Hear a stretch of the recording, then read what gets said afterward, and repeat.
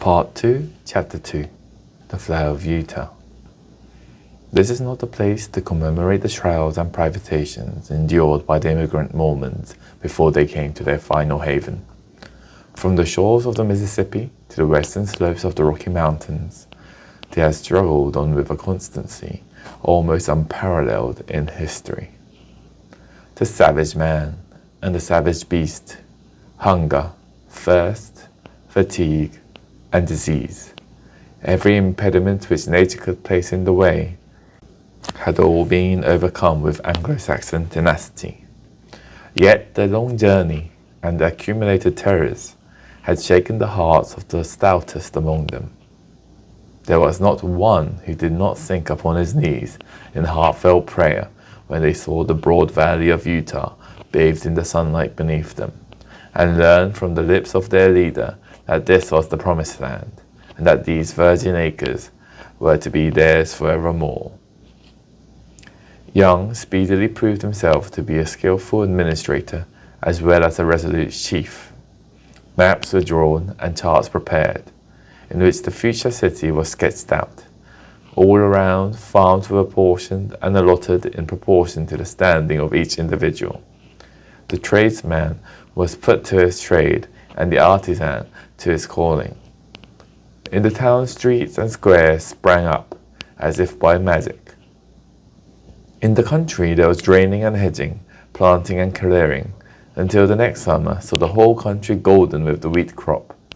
Everything prospered in the strange settlement.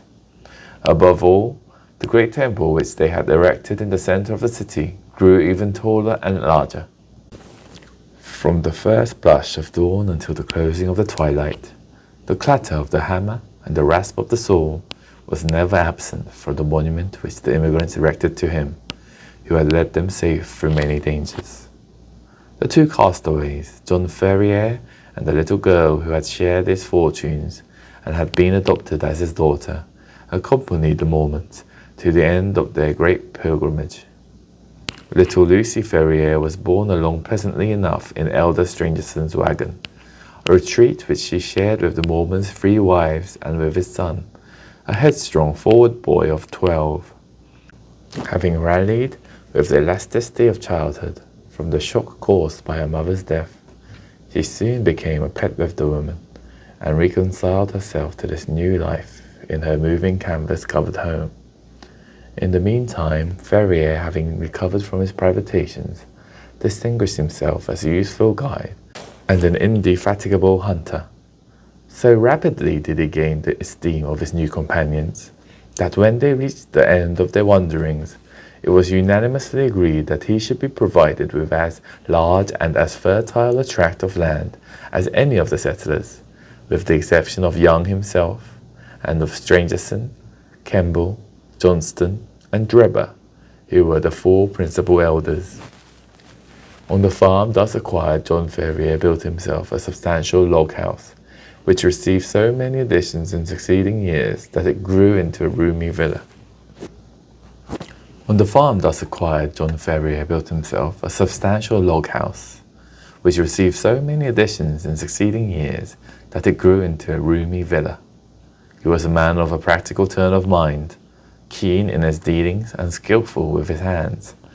His iron constitution enabled him to work morning and evening at improving and tilling his lands. Hence it came out that his farm and all that belonged to him prospered exceedingly. In 3 years he was better off than his neighbors. In 6 he was well-to-do. In 9 he was rich. And in 12 there were not a half a dozen men in the whole of Salt Lake City who could compare with him. From the great inland sea to the distant Wasatch Mountains, there was no name better known than that of John Ferrier. There was one way, and only one, in which he offended the susceptibilities of his co-religionists. No argument or persuasion could ever induce him to set up a female establishment after the manner of his companions. He never gave reasons for the persistent refusal, but contented himself by resolutely and inflexibly adhering to his determination. There were some who accused him of lukewarmness in his adopted religion, and others who put it down to greed of wealth and reluctance to incur expense. Others again spoke of some early love affair, and of a fair-haired girl who pined away on the shores of the Atlantic. Whatever the reason, Ferrier remained strictly celibate. In every other respect he conformed to the religion of the young settlement, and gained the name of being an orthodox and straight-walking man. Lucy Ferrier grew up within the log house, and assisted her adopted father in all his undertakings. The keen air of mountains and the balsamic odour of the pine trees took the place of nurse and mother to the young girl. As year succeeded to year, she grew taller and stronger, her cheek more ruddy, and her step more elastic. Many a wayfarer upon the high road which ran by Ferrier's farm felt long-forgotten thoughts revive in their mind as they watched her lithe, girlish figure tripping through the wheat fields, or met her mounted upon her father's Mustang, and managing it with all the ease and grace of a true child of the West. So the bud blossomed into a flower, and the year which saw her father the richest of the farmers left her as fair a specimen of American girlhood as could be found in the whole Pacific slope. It was not the father, however, who first discovered that the child had developed into the woman. It seldom is in such cases. That mysterious change is too subtle and too gradual to be measured by dates. Least of all does the maiden herself know it until the tone of her voice or the touch of a hand sets her heart thrilling within her, and she learns, with a mixture of pride and of fear, that a new and a larger nature has awoken within her. There are few who cannot recall that day and remember the one little incident which heralded the dawn of a new life. In the case of Lucy Ferrier, the occasion was serious enough in itself, apart from its future influence on her destiny and that of many besides. It was a warm June morning, and the Latter-day Saints were as busy as the bees, whose hive they have chosen for their emblem. In the fields and in the streets rose the same hum of human industry. Down the dusty high roads defiled long streams of heavily laden mules, and all heading to the west, for the gold fever had broken out in California, and the overland route lay through the city of the elect. There, too, were droves of sheep and bullocks coming in from the outlying pasture lands, and trains of tired immigrants, men and horses equally weary of their interminable journey. Through all this motley assemblage, threading a way with the skill of an accomplished rider, they galloped Lucy Ferrier, her fair face flushed with exercise and her long chestnut hair floating out behind her. She had a commission from her father in the city, and was dashing in as she had done many a time before, with all the fearlessness of youth, thinking only of her task and how it was to be performed. The travel-stained adventurers gazed after her in astonishment, and even the unemotional Indians, journeying in with their pelties, relaxed their accustomed stoicism as they marveled at the beauty of the pale-faced maiden. She had reached the outskirts of the city when she found the road blocked by a great drove of cattle, driven by half a dozen wild-looking herdsmen from the plains. In her impatience, she endeavored to pass this obstacle by pushing her horse into what appeared to be a gap. Scarcely had she got fairly into it, however, before the beast closed in behind her, and she found herself completely embedded in the moving stream of fierce-eyed, long-horned bullocks. Accustomed as she was to deal with cattle, she was not alarmed at her situation, but took advantage of every opportunity to urge her horse on in the hopes of pushing her way through the cavalcade. Unfortunately, the horns of one of the creatures, either by accident or design, came in violent contact with the flank of the Mustang and excited it to madness. In an instant it reared up upon its hind legs with a snort of rage, and pranced and tossed in a way that would have unseated any but a most skillful rider. The situation was full of peril. Every plunge of the excited horse brought it against the horns again, and goaded it to fresh madness. It was all that the girl could do to keep herself in the saddle, yet a slip would mean a terrible death under the hoofs of the unwieldy and terrified animals. Unaccustomed to sudden emergencies, her head began to swim, and her grip upon the bridle to relax. Choked by the rising cloud of dust and by the steam from the struggling creatures, she might have abandoned her efforts in despair, but for a kindly voice at her elbow, which assured her of assistance. At the same moment, a sinewy brown hand caught the frightened horse by the curb, and forcing a way through the drove, soon brought her to the outskirts. "You're not hurt, I hope, miss," said her preserver, respectfully. She looked up at his dark, fierce face and laughed saucily. "I'm awful frightened," she said naively. "Whoever would have thought that Poncho would have been so scared by a lot of cows?" "Thank God you kept your seat," the other said earnestly. He was a tall, savage-looking young fellow, mounted on a powerful roan horse, and clad in the rough dress of a hunter, with a long rifle slung over his shoulders. "I guess you're the daughter of John Ferrier," he remarked. "I saw you ride down from his house. When you see him, ask him if he remembers the Jefferson Hopes of St. Louis. If he's the same Ferrier, my father and he were pretty thick." "Hadn't you better come on and ask yourself?" she asked demurely. The young fellow seemed pleased at the suggestion, and his dark eyes sparkled with pleasure. "I'll do so," he said.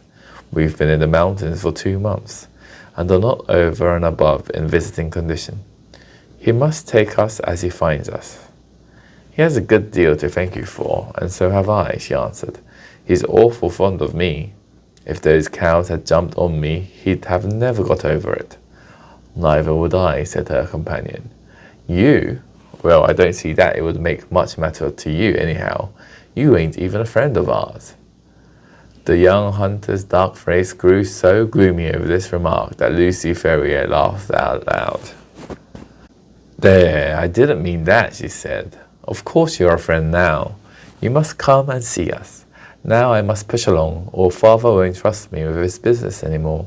Goodbye." "Goodbye," he answered, raising his broad sombrero and bending over her little hand. She wheeled her Mustang around, gave it a cut with her riding whip, and darted away down the broad road in a rolling cloud of dust. Young Jefferson Hope rode on with his companions, gloomy and taciturn. He and they had been among the Nevada mountains prospecting for silver, and returning to the Salt Lake City in the hope of raising capital enough to work some lodes which they had discovered. He had been as keen as any of them upon the business until this sudden incident had drawn his thoughts into another channel. The sight of the fair young girl, as frank and wholesome as the Sierra breezes, had stirred his volcanic, untamed heart to its very depths. When she had vanished from his sight, he realized that a crisis had overcome in his life, and that neither silver speculations nor any other questions could ever be of such importance to him as this new and all-absorbing one. The love which had sprung up in his heart was not the sudden, changeable fancy of a boy, but rather the wild, fierce passion of a man of strong will and imperious temper. He had been accustomed to succeed in all that he undertook. He swore in his heart that he would not fail in this if human effort and human perseverance could render him successful. He called on John Ferrier that night, and many times again, until his face was a familiar one at the farmhouse.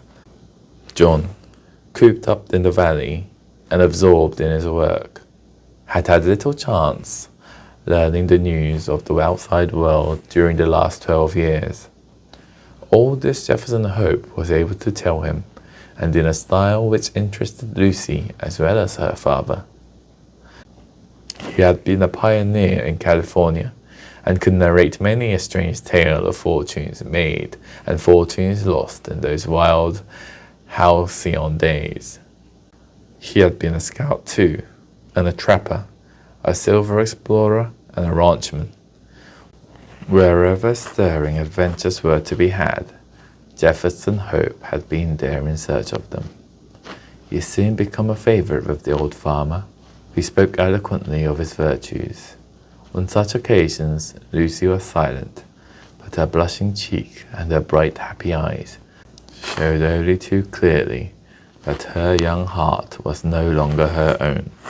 Her honest father may not have observed these symptoms, but they were assuredly not thrown away upon the man who had won her affections. It was a summer evening when he came galloping down the road and pulled up at the gate. She was at the doorway and came down to meet him. He threw the bridle over the fence and strode up the pathway. "I'm off, Lucy," he said, taking her 2 hands in his and gazing tenderly down into her face. "I won't ask you to come with me now, but will you be ready to come when I'm here again?"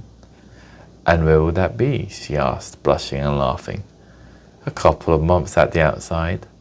I will come and claim you then, my darling. There's no one who can stand between us." "And how about father?" she asked. "He has given his consent, provided we get these mines working all right. I have no fear on that head." "Oh well, of course, if you and father have arranged it all, there's no more to be said," she whispered, with her cheek against his broad breast. "Thank God," he said hoarsely, stooping and kissing her. "It is settled then. The longer I stay, the harder it will be to go.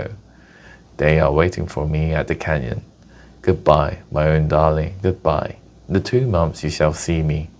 He tore himself from her as he spoke, and flinging himself upon his horse, galloped furiously away, never even looking round, as though afraid that his resolution might fail him if he took one glance at what he was leaving. She stood at the gate, gazing after him until he vanished from her sight. Then she walked back into the house, the happiest girl in Utah. End of part 2, chapter 2.